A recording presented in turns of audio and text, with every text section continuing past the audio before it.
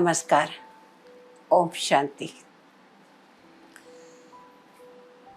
एक गांव में गरीब बच्चा अर्जुन, उम्र 12 वर्ष,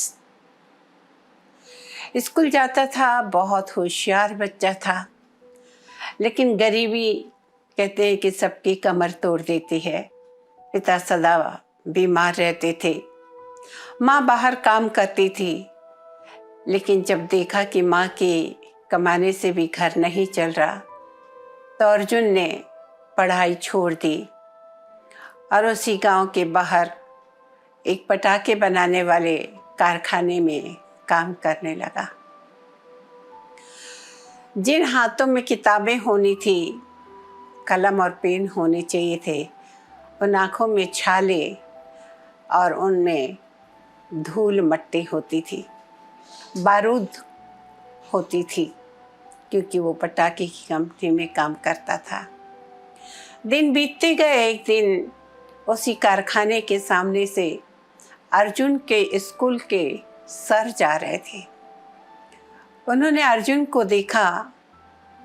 उन्होंने कहा, बेटा तुम तो सबसे अव्वल आते थे क्लास में, तुम यहाँ काम क्यों कर रहे हो? तुम्हारी ये जगह नहीं है, तुम्हें स्कूल में पढ़ना चाहिए, होनहार बच्चे हो। अर्जुन ने कहा, गुरुजी, पेट की भूख किताबों से नहीं भरती।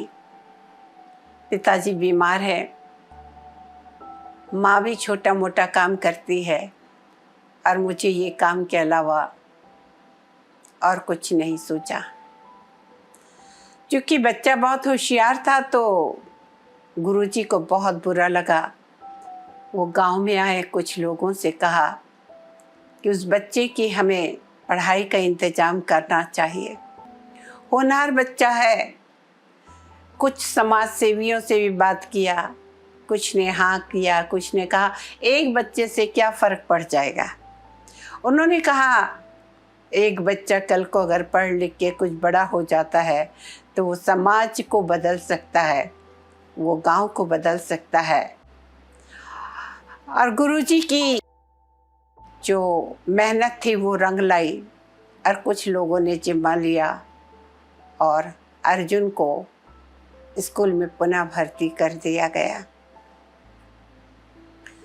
होशियार तो वो था ही, पढ़ लिख कर कुछ सालों बाद वही अर्जुन एक बहुत बड़ा अधिकारी बन के आया उसी गांव में। और सबसे पहले उसने ऑर्डर दिया, यहाँ पे जो बाल मजदूरी होती है वो बंद की जाए, और कानून बनवाया कि बच्चों की जगह स्कूल में है, कारखानों में नहीं। जब तक स्कूल खाली रहेंगे और कारखाने भरे रहेंगे, तब तक देश की पूरी उन्नति नहीं हो सकती। और इस तरह उसने गांव में और भी स्कूल खुलवाए। अब बच्चे कारखानों में नहीं जाते, स्कूलों में जाने लगे।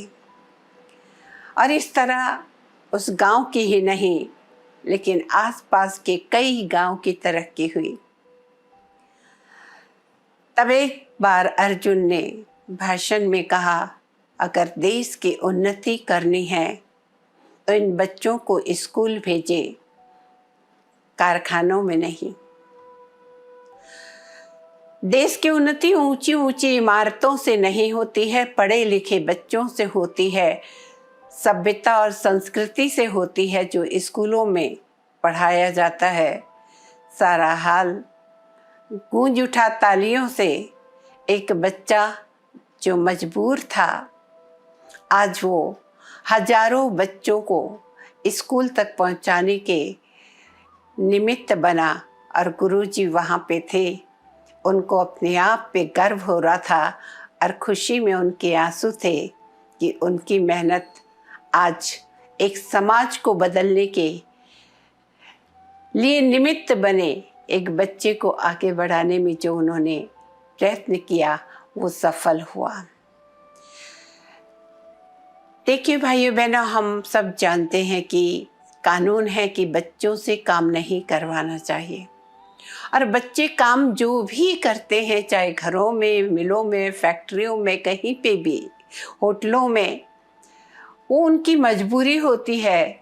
अगर आप अपने समाज का भला करना चाहता है, उन बच्चों से काम मत करवाइए, उन बच्चों को पढ़ाइए, उन बच्चों को पढ़ा के इस लायक बनाइए कि वो अपने पैर पे खड़े होके देश की उन्नति, समाज की उन्नति, अपने परिवार की उन्नति कर सके।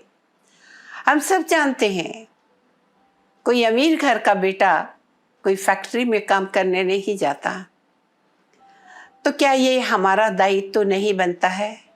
क्या ये समाज का दायित्व तो नहीं बनता है कि हमसे जो कमज़ोर हैं, कम विकसित हैं, जो नहीं आगे बढ़ पा रहे, उनकी हम मदद करें।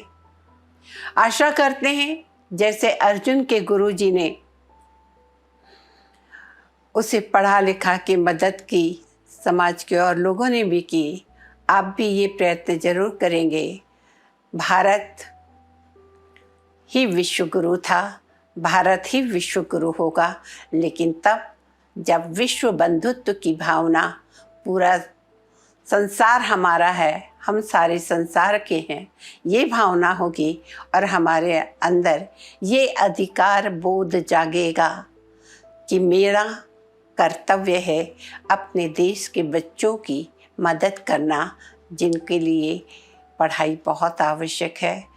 आशा करते हैं आप भी कहीं ना कहीं इस बात को दिल से लगा के अपने देश की उन्नति में अपना सहयोग जरूर देंगे।